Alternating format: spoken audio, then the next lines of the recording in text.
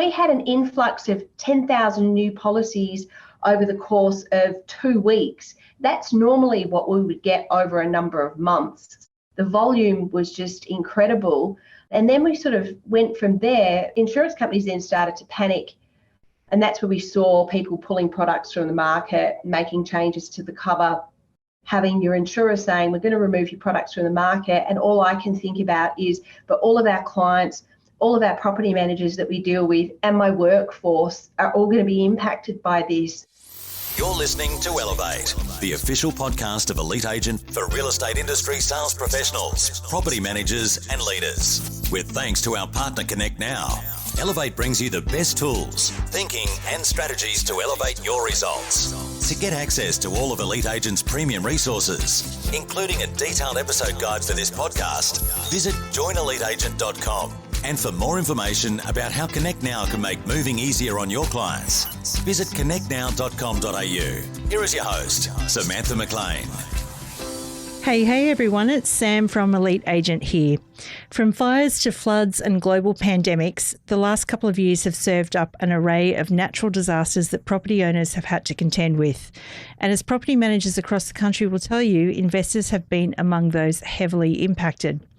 As the Managing Director of EBM RentCover, Sharon Fox-Slater is a specialist in this space, and today she's joining us to discuss what property managers need to tell their landlords about insurance and some of the weirdest and most wonderful claims that she's heard about along the way. So Sharon, welcome to the show.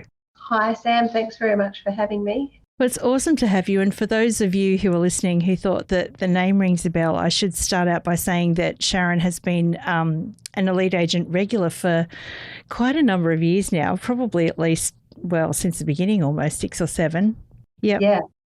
And some of your articles have been the most read articles that we've had. There's been insights on floods, COVID-19, even general misconceptions when it comes to landlord insurance. And you've been in the space for a very long time. So let's rewind a little bit. Can you tell us how you came to be a specialist in landlord insurance? Sure. So I'd already been in the insurance industry for about 7 years before I joined EBM. And when I started, landlords insurance didn't really exist at the time. And so I sort of, took on that role, didn't really know what it was or what it entailed, and quickly fell in love with the real estate industry and doing landlords insurance for them. And because it was new at the time, I've sort of really learnt and grown with it over the past 30 years. It's been great, and I'm still very passionate about what I do. I think from memory, EBM RentCover was one of the first insurers dedicated to servicing landlords, and you guys marked your 30th anniversary this year, so congratulations. Thank you. What has changed in the last 30 years? Interestingly, not a huge amount. We actually, with our 30th anniversary, we went through our history and had a look at what we covered 30 years ago versus what we cover today. And all we've done is we've enhanced the policy a little bit along the way, but the basics are still there in terms of your loss of rent and tenant damage. They've stood the test of time. They're still what's needed today. And so not a huge amount in that space has changed, but what has changed not only for us, but obviously in the real estate industry as well, is the raft of legislation. We're highly regulated. There are all sort of legislative changes that have come in for, the real estate industry, all sorts of new tenancy laws. Things are changing all the time. And I think both for us and property managers, we're hit with that changing legislation right in the middle of COVID as well. So it was a really challenging time for both industries.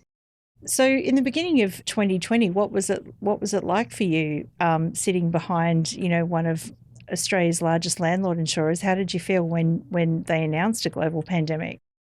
Well, I think we were all in the same boat in that we didn't really know what to think or what to expect. We had to obviously move quickly to get the entire workforce working from home.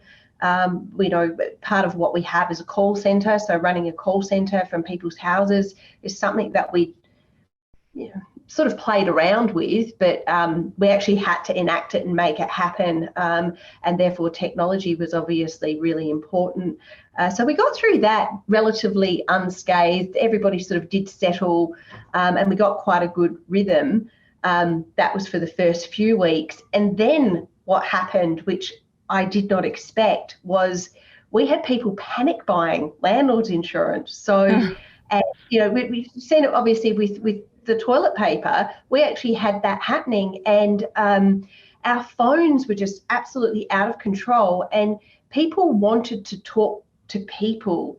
And, we'd have people saying, my goodness, you're the only company that's actually got people answering the phone. I don't know what to do. I don't have any insurance. And people were just panicking. It was just, I've never seen anything like it. And we had an influx of 10,000 new policies over the course of 2 weeks. That's normally what we would get over a number of months. The volume was just incredible. And then we sort of went from there. Insurance companies then started to panic. And that's where we saw people pulling products from the market, making changes to the cover. And when that started to happen, that was extremely stressful. That's probably the most stressful thing I've ever been through in my entire life, having your insurer saying, we're going to remove your products from the market. And all I can think about is, but all of our clients, all of our property managers that we deal with, and my workforce are all going to be impacted by this. And, struggling to put the argument forward to the insurer, and actually having to argue with the actuaries about what was expected in terms of what claims would come, was we were just working like 24/7 around the clock just to try and hold it all together and keep our products there. We were the last people in the market in terms of having products there, and then we were able to do what we could for clients that were already signed up with us. We still were able to look after them through that challenging period of time. Sorry, that sort of was a lot, but yeah, it was really full on. Yeah, I can imagine, because I think I was thinking about you guys at the time, because the news cycle was like changing so rapidly, and the landscape was moving so rapidly. It was almost my first thought is, how are the insurers going? Because even in our lives there was so much going on. But you just alluded to a few things that are quite different about EBM RentCover compared to other insurers. So can you tell us a little bit about some of the points of difference of EBM RentCover to say other people out there? So the key one is that we do have people answering the phone. That's something that we've had for 30 years. It's something that I'm particularly passionate about. Technology is great, and we do utilise it, and it's great in terms of enhancing certain systems and automation. But ultimately, when it comes to an investment, people have invested an awful lot of money, and really when the rubber hits the road, they want somebody to talk to. They don't want to do it online, and they don't want an automated telephone system directing them here, there and everywhere and not really getting to anyone. So our team are trained up to pretty much answer everything and anything. So that's one point of difference that I think was pretty important, particularly through that pandemic. But even now, people are ringing and talking to us all the time. And then, of course, the other side of it is service. Now, everybody offers service, but we have, for 30 years, been basically turning our claims around within 5 working days.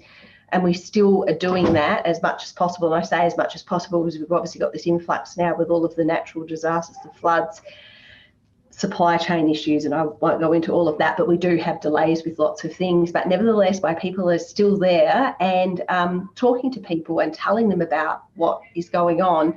And that brings me into our other point of difference, which is that we don't go out there to sell our insurance products. I know people think that insurance people do that. But what we actually aim to do is educate people. We're really passionate about making sure that people understand the importance of insurance, what it's there for, and helping. We don't mind if you're not a client of ours, but as long as you've got some adequate insurance somewhere, then we're happy. Yeah, absolutely. It is about educating people. Actually, I know in the conversations that you and I have had over the years, you've taught me a lot about insurance, not just in the real estate industry, but in our own business as well. And every time we talk, I think, have we got enough insurance? So the education piece is fantastic. So you've been in the industry for 30 years, and you would have seen some weird and wonderful claims along the way. What are some of the most common claims that you see landlords making right now? Most common claims have always been tenant damage and loss of rent. They're most common.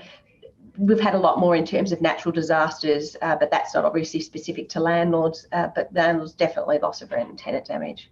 And does it happen more commonly than people think, or is it not that regular these days?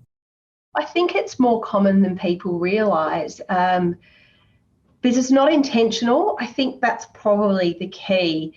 Most people don't go into a rental deliberately, to damage it or to not pay their rent, but life just gets in the way. And look at what a time we're in at the moment with interest rates going up, and just affordability across the board. People not being able to afford petrol and things like that. So if you're struggling just with costs in life, then that's going to impact on your rent. So therefore, I've got a default on my rent because I've actually got some other things that I need to pay for. So it is more common, and then those sort of factors really play a part in what people are doing in terms of rentals. Yeah, that's a really good point, actually, and probably something that everyone, particularly if you're an investor, needs to think about right now too, because with mortgage rates going up, et cetera, there's a knock-on effect. Yeah, there is, absolutely. And I know that obviously with interest rates going up, rents will go up, but tenants are also bearing the cost of everything else, like everyone is. And so there becomes that affordability question, because you don't want to have your rent so high that your tenants can't afford to pay it. But then as a landlord, you also have to make sure that you can afford to repay your mortgage. So it's a balancing act. Yeah, absolutely. Okay. Been waiting to ask this question all morning, but what about some of the strangest claims that you've ever seen? So the strangest claim that I've ever seen was only a couple of years ago, where a tenant had rented a 5-acre property and had approval for a couple of cats, a couple of dogs, and they actually were running an animal rescue shelter centre from the property. And so it turned out that they had around 100 animals, predominantly foxes and dingoes, that had been rescued. So you can imagine 5-acre property with that many animals. It was quite a mess, cost a lot of money to fix it up. And again, the tenant's intention there was obviously to look after animals, not damage the property. So that's a good example, actually, of the sorts of things that can go wrong. That they're trying to look after all of these animals, but the property wasn't designed for that. That's like that old chestnut of one small dog, that turns out to be a French Mastiff or something like that. That's exactly right. But then that's probably just a good segue into pet damage. People think that we would have a lot of claims for pets, and there's actually not as many as you think. We get more claims because of people than we do because of animals. Most people are pretty good when it comes to their animals. Yeah. Oh, well, I mean, we've got a dog, and I think, we're very strict on the dog to make sure that, he looks after the place as well as we do. So, so I'd have to agree with that. What do you think then are the things that landlord insurance should cover at a minimum? At a minimum, they should cover some rent default, and they should cover some damage. Accidental damage is better than just having malicious damage, because not all damage is maliciously caused, and it's actually very difficult to prove a malicious damage claim. So definitely accidental damage. But do you know what? The key thing, if there was just one thing that you should get cover for, is absolutely liability.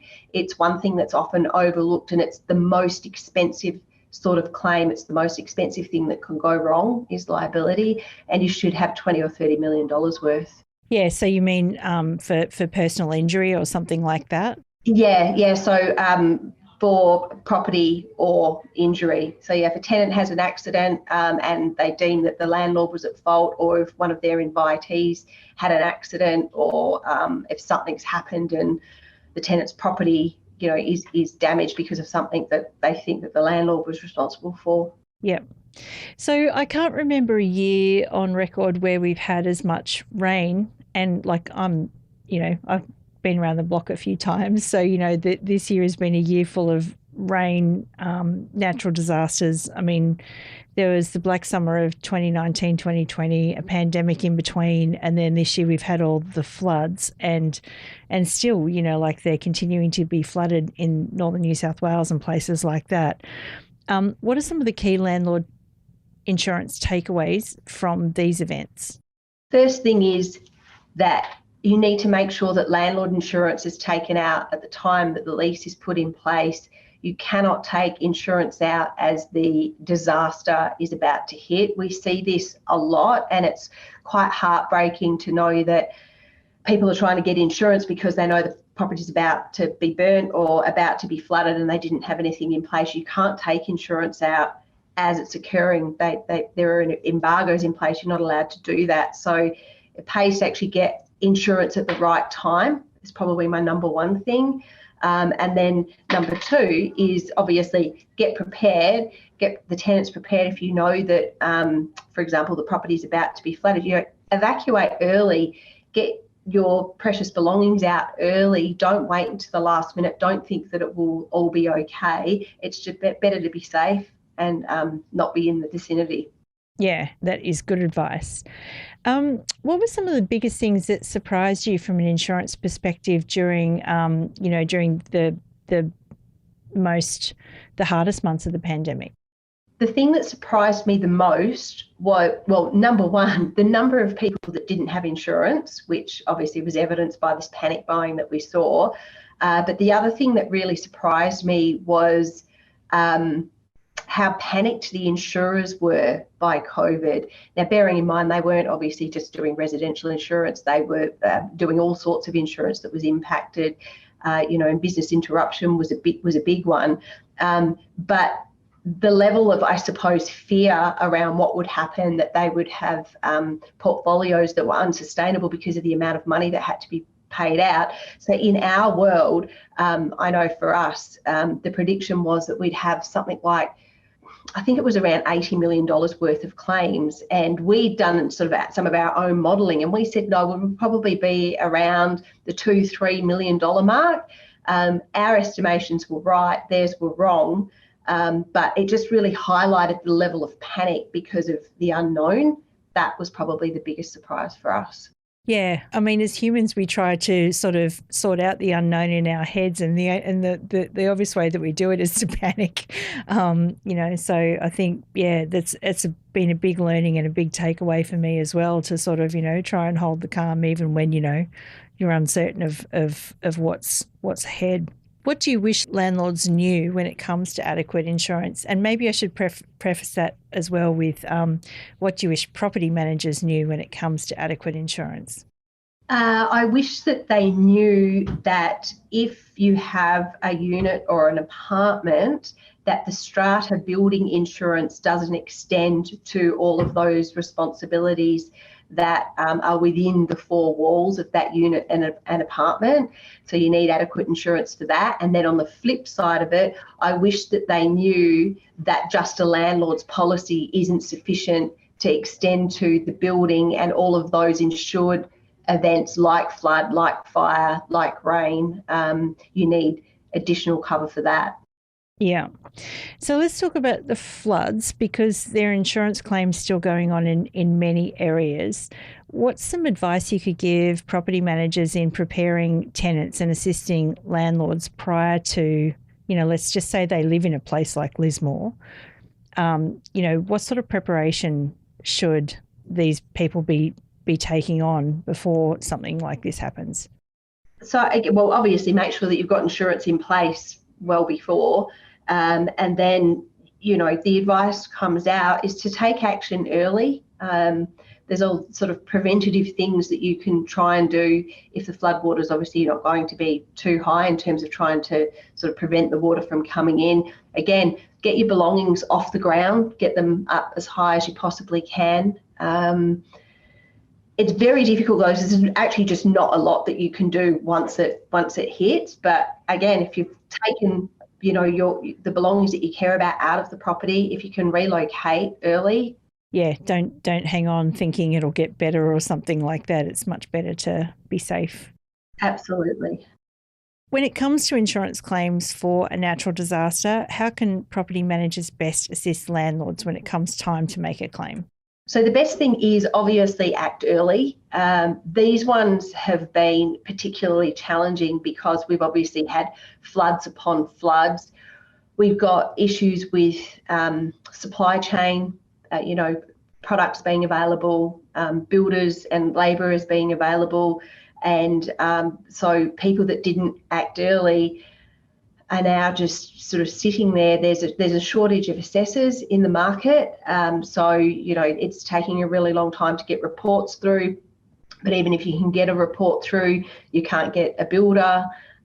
So really it pays to do it as early as you can, because the longer that you leave it, you're sort of further down the list, if you like.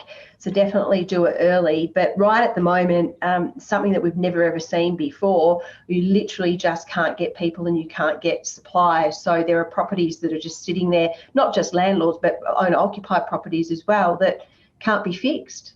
There's just nothing that anybody can do until the industry is freed up and they've got more supplies. Yeah, you've mentioned the supply chain a couple of times, and I think this is really interesting because, at the beginning of 2020, when we did Transform, we talked about the knock-on effect of supply chains being broken, that we wouldn't know how bad it was until we got there. And I feel like what you're talking about now is what we predicted a little bit, in that, it's hard to get a new car into the country because, the supply chain on the keys has been disrupted and just stuff like that.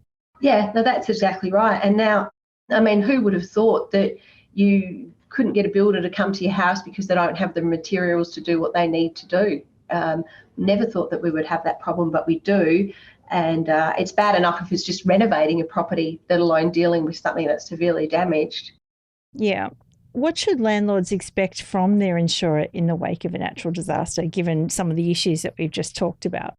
Look, the main thing that they should expect from them is just at least to get information. So, as I said, our hands are all a little bit tied when we can't get people to attend properties, but we make every attempt to at least let people know, keep them informed, be honest about it. We're being really honest with our clients that there are delays. We're doing things like looking at, at least paying loss of rent while they're sitting there waiting, not waiting until the end and it's all been assessed. So it gives some people some information. And if you can actually give a payment for something because it's an insured loss, then do that. But I think the key thing is give them some information about what's going on. Yeah, communication's always key at times of stress. Yeah. Yeah. Yeah. So property managers obviously can't recommend a specific insurer, but what should they be suggesting their landlords look for when it comes to insurance? So obviously one with a good reputation, but the key for me is check their history in terms of claims. Are they actually known for paying out claims or not? Because when you go into your insurance purchase, it's often all about price. And if something's cheap, it's normally cheap for a reason. So don't just buy on price alone, but check whether or not they actually have a reputation for paying. And the good ones do. And that, there is a perception that insurance companies don't pay, but they actually do pay, and they pay out a lot. So just make sure that you know that they do that.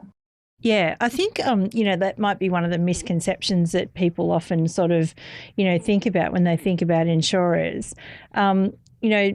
And speaking of that, what are some of the misconceptions you hear about landlord insurance, and could you set the record straight on a few of them?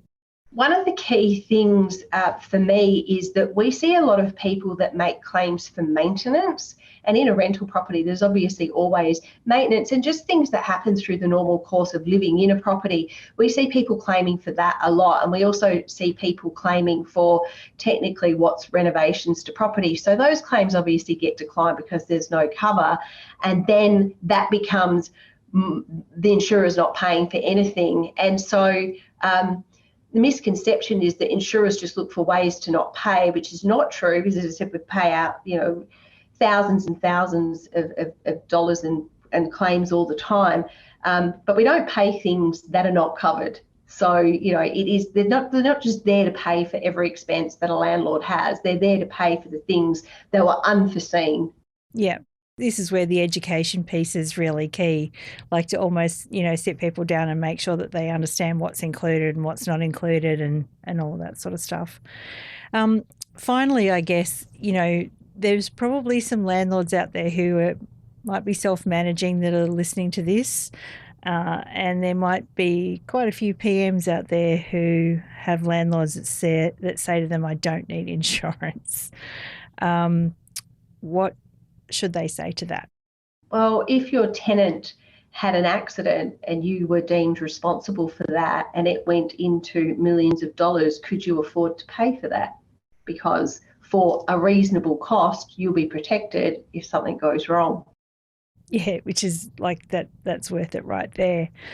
So I do ask a final question of all my guests, but I'm going to ask you a second final question, which is, because you've written so many articles for us over the years, do you have a particular favourite which we'll link in the show notes for everybody? My favourite one was actually, I think the headline was One Small Dog, which I remember that. Yeah, that was absolutely my favourite, just because of, as I said, the perception around it. Yeah, I think everyone's got a one small dog story for sure. Okay, so final question, and I just want to say thank you for joining us on the podcast, and thank you for wearing that shirt. You wear the Peace, Love and Real Estate shirt incredibly well. I wanted my team to all see it. Yeah, actually, we're running low on those shirts. I think we need to get another order in now that, we've given them all away.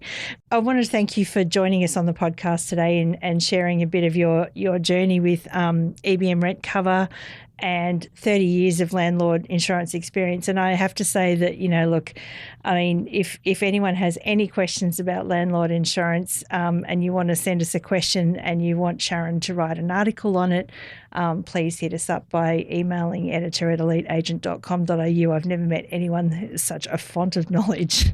But if there was one thing that you'd like to leave people with, Sharon, as a result of listening to this podcast, or one takeaway or one action item, what would that be? It would be, can you afford the risk of not having insurance or not having enough? Simple. Yeah, absolutely. Insurance is a good thing that is, when you need it, it's there. Absolutely. Absolutely. Sharon Fox-Slater, thank you so much. Thank you, Sam. We hope you enjoyed this episode of the Elevate podcast, with thanks to connectnow.com.au. Don't forget to get access to all of Elite Agent's premium resources, including a detailed episode guide for this podcast. Visit joineliteagent.com.